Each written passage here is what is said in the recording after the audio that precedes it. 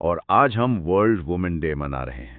یعنی خواتین کا عالمی دن۔ جی بالکل، اور آج کی ہماری یہ تفصیلی نشست ایک بہت ہی خاص حوالے سے ہے۔ ہاں، آج ہم اس عورت کی تحریر پر بات کریں گے جس نے دنیا کی پہلی خاتون قوال ہونے کا اعزاز حاصل کیا۔ بھوپال سے نکل کر پوری دنیا میں نام روشن کرنے والی عظیم فنکارہ شکیلہ بانو بھوپالی۔ اچھا، ہم ان کی محبت کی داستان بانو کے بابو پر تو پہلے ہی تبصرہ کر چکے ہیں۔ بالکل کر چکے ہیں، اور وہ بہت ہی دل فریب کے ساتھ تھا۔ لیکن آج کا ہمارا موضوع ذرا مختلف ہے اور کافی ذاتی ہے۔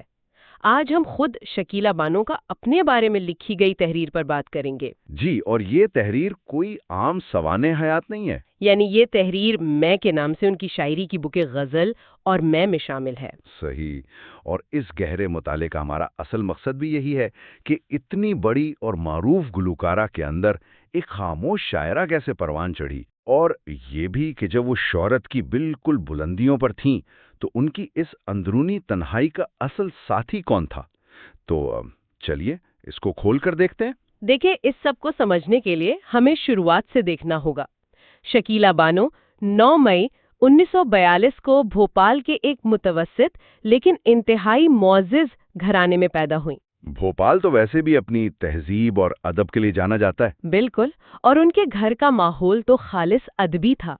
ان کے والد عبد الرشید خاں اور ان کے دادا عبد القادر خاں دونوں ہی بھوپال کے ممتاز شاعر تھے۔ اور اس ماحول کا اثر دیکھیں کہ شکیلہ بانو نے بولنے سے پہلے ہی گنگنانا شروع کر دیا تھا۔ جی، اور یہ کوئی وہم نہیں تھا بلکہ اس خالص ادبی ماحول کا براہ راست اثر تھا۔ یعنی الفاظ ادا کرنے نہیں آتے تھے، لیکن ردم اور دھنیں ان کے ذہن میں بیٹھ چکی تھی۔ ہاں، اور انہوں نے اپنی اس تحریر میں مشاعروں کی جو یادیں لکھی ہیں وہ کمال ہیں۔ وہ بتاتی ہیں کہ وہ ایک چھوٹی سی بچی تھیں اور اپنے والد کی انگلی پکڑ کر مشاعروں میں جایا کرتی تھیں۔ اتنے بڑے بڑے شاعروں کے بیچ میں ایک چھوٹی سی بچی؟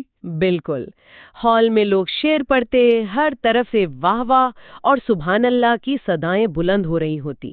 بچی کو ظاہر ہے کچھ سمجھ تو نہیں آتا تھا، تو وہ مزے سے اپنے والد کے گھٹنے سے لگ کر سو جاتی تھیں۔ اتنے شور میں نیند کیسے آ سکتی ہے؟ یہاں جو سب سے حیران کن بات ہے وہ یہ ہے کہ وہ سوتی ضرور تھیں، لیکن لاشعوری طور پر وہ الفاظ اور وہ دھنیں اس بچے کے ذہن میں نقش ہو رہی تھیں۔ اچھا، تو وہ جو گنگناہٹ تھی وہ ان مشاعروں کا اثر تھا؟ جی، اور جب وہ گھر آ کر اپنے والد سے ان اشعار کے مطلب پوچھتی تو باپ نے انہیں موزوں اور ناموزوں یعنی وزن اور بے وزنی کا فرق سمجھایا۔ اور میرے خیال میں اسی چیز نے ان کی فنی بنیاد رکھی۔ بالکل صحیح کہا آپ نے۔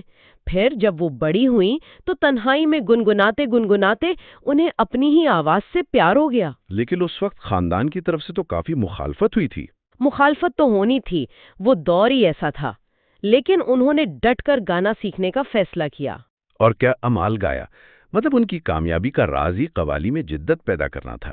ہاں، انہوں نے اپنی ذہنی اپچ سے غزل گائیکی اور قوالی کے امتزاج سے ایک بالکل نیا اور انفرادی آہنگ پیدا کیا۔ وہ ان عام سامعین تک بھی غزل کا مفہوم پہنچا دیتی تھی جو شاید شعر کے معنی بالکل نہیں سمجھتے تھے۔ یہی چیز تو ان کی عالمی شہرت کا سبب بنی، اور پھر 1956 میں وہ فلمی کام کے سلسلے میں بمبئی چلی گئیں۔ اور بمبئی نے انہیں ایسا اپنایا کہ وہ ان کا دوسرا وطن ہی بن گیا۔ لیکن ان کی مصروفیات کا اندازہ لگانا عام انسان کے بس کی بات نہیں ہے۔ اور یہاں آ کر بات واقعی بہت دلچسپ ہو جاتی ہے۔ ذرا ان کے دوروں کی لسٹ تو دیکھیں۔ جی بتائیں۔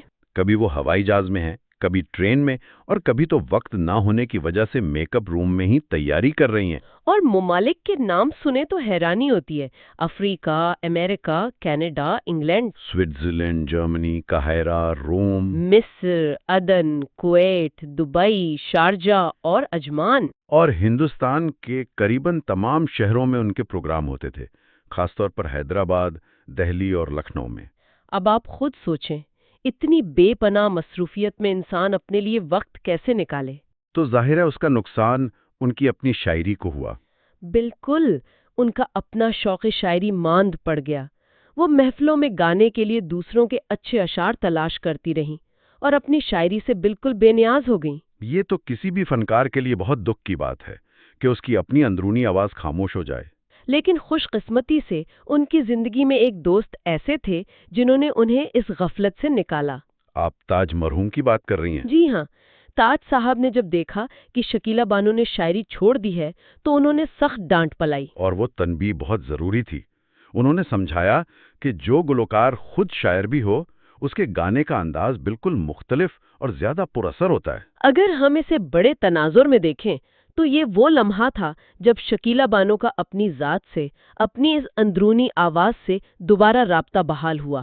اور پھر ان کی شاعری ایک بار پھر ان کی زندگی میں واپس آ گئی۔ ہاں، اور انہوں نے اپنی اس شاعری کو ایک بہت ہی خوبصورت روپ دیا۔ انہوں نے اسے ایک چھوٹی سی لڑکی سے تشبیہ دی۔ وہی چھوٹی سی لڑکی جس کی انگلی پکڑ کر وہ مشاعروں میں جایا کرتی تھیں؟ بالکل، وہی لڑکی۔ اب یہ شاعری یا یہ لڑکی ان کی تنہائی کے لمحوں کی ساتھی بن گئی تھی۔ رات کے سناٹے میں وہ ان سے دکھ، سکھ کی، محبت کی اور حالات کی باتیں کرتی تھیں۔ یہ کتنا جذباتی لمحہ ہے کہ اتنی بڑی سٹار دنیا کے شور سے کٹ کر ایک خیالی لڑکی سے اپنے دل کا حال بانٹ رہی ہے۔ اور جب وہ خیالات ان کے ذہن میں آتے تو وہ کہیں بھی کسی بھی کاغذ کے پرزے پر شعر لکھ کر چھوڑ دیتی۔ یہاں پر ان کی چھوٹی بہن زرینہ بانو کا جو کردار ہے وہ مجھے بہت متاثر کرتا ہے۔ واقعی، زرینہ بانو کا کمال یہ تھا کہ وہ ان بکھرے ہوئے کاغذ کے پرزوں کو خاموشی سے اٹھا لیتی اور پھر بڑی محبت سے انہیں ایک ڈائری میں لکھ کر محفوظ کرتی رہیں۔ اگر وہ ایسا نہ کرتی تو یہ کلام تو کہیں کھو جاتا۔ بالکل ضائع ہو جاتا۔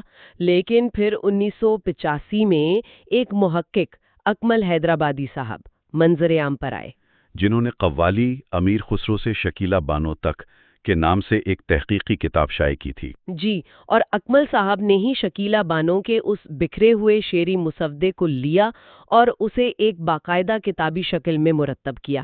تو اس سب کا مطلب کیا ہے؟ مطلب یہی کہ کوئی بھی کام، چاہے وہ کتنا ہی عظیم کیوں نہ ہو، انسان اکیلے نہیں کر سکتا۔ بالکل، اور شکیلہ بانو نے اس بات کو تسلیم کیا اور انتہائی عاجزی کے ساتھ اپنے ساتھیوں کا شکریہ بھی ادا کیا۔ انہوں نے اپنی کتاب میں باقاعدہ ان ناموں کا ذکر کیا ہے، جیسے ملک زادہ منظور احمد، مشہور خطاط سلام صاحب، جنہوں نے اس مسودے کو اپنی لکھائی سے خوبصورت بنایا۔ اور یوسف رضا صاحب کا بھی ذکر ہے، جنہوں نے کتابت کی اغلاط دور کی۔ جی، اور اپنے بھائیوں کو وہ کیسے بھول سکتی تھیں؟ انیس محمد خان، ادریس محمد خان، رفیق محمد خان اور محمد نوشا عرف بابو خان۔ خاندان کے سپورٹ کے بغیر تو اتنا لمبا سفر طے ہی نہیں ہو سکتا۔ لیکن ایک شخصیت اور ہے جن کا انہوں نے خاص طور پر ذکر کیا ہے، اور وہ ہیں محترم اختر سعید خان صاحب۔ ہاں، انہوں نے قدم قدم پر شکیلہ بانو کی رہنمائی کی تھی۔ خاص طور پر غالب کے شعروں کے انتخاب کے حوالے سے ان کا بہت بڑا کردار تھا۔ تو اگر ہم آج کی اس پوری گفتگو کا خلاصہ کریں تو ہم دیکھتے ہیں کہ کس طرح ایک عالمی سطح کی گلوکارہ نے اپنی اندرونی آواز کو مرنے نہیں دیا۔ اور آج ورلڈ ویمن ڈے کے حوالے سے میرے خیال میں یہ ایک بہترین مثال ہے۔ بالکل ہے کہ ایک عورت کس طرح دنیاوی کامیابیوں اور مصروفیات کے ساتھ ساتھ اپنے تخلیقی وجود کی حفاظت کر سکتی ہے۔ لیکن یہاں ایک بہت اہم سوال پیدا ہوتا ہے۔ جی ضرور، اور یہ سوال ہم سب کو خود سے پوچھنا چاہیے۔ جب ہم زندگی کی اس دوڑ میں شامل ہوتے ہیں تو اکثر اپنی وہ معصوم سی صلاحیتیں یا شوق جو ہمیں حقیقی خوشی دیتے ہیں وہ کہیں پیچھے چھوٹ جاتے ہیں۔ بالکل، انہی کاغذ کے پرزوں کی طرح جنہیں شکیلہ بانو بکھراوا چھوڑ دیتی تھی۔ صحیح۔